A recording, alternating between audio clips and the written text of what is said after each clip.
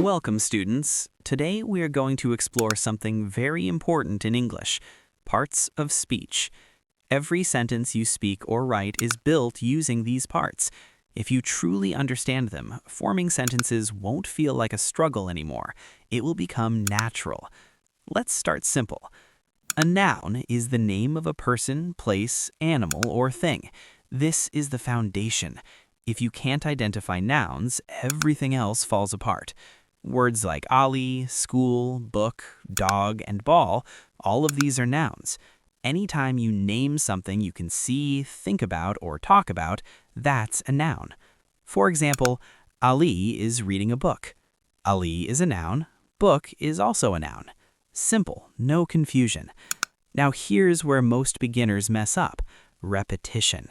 If you keep repeating the same noun again and again, your English sounds robotic and childish.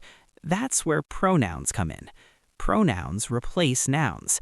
Instead of saying, Ali is my friend, Ali goes to school, Ali likes cricket, you say, Ali is my friend, he goes to school, he likes cricket.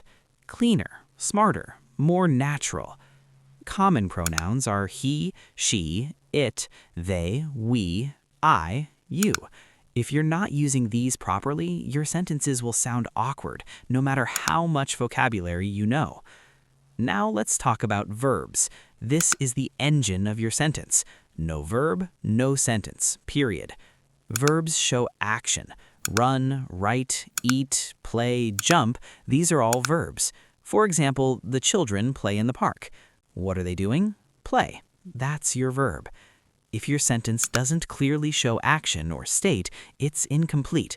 Most weak English speakers ignore verbs, and that's exactly why they struggle. Next comes adjectives. These add detail. Without adjectives, your sentences are boring and flat. A flower is a noun, but a beautiful flower, now you're adding meaning. A building is a noun. A tall building, now we can imagine it. Example, this is a beautiful garden. The word beautiful tells us more about the garden. If your English feels dull, it's probably because you're not using enough adjectives. Now, adverbs. These describe verbs. They tell us how something happens. Quickly, slowly, carefully, silently. Example, he runs quickly to school. Quickly explains how he runs. Here's the mistake people make. They ignore adverbs and end up with very basic sentences.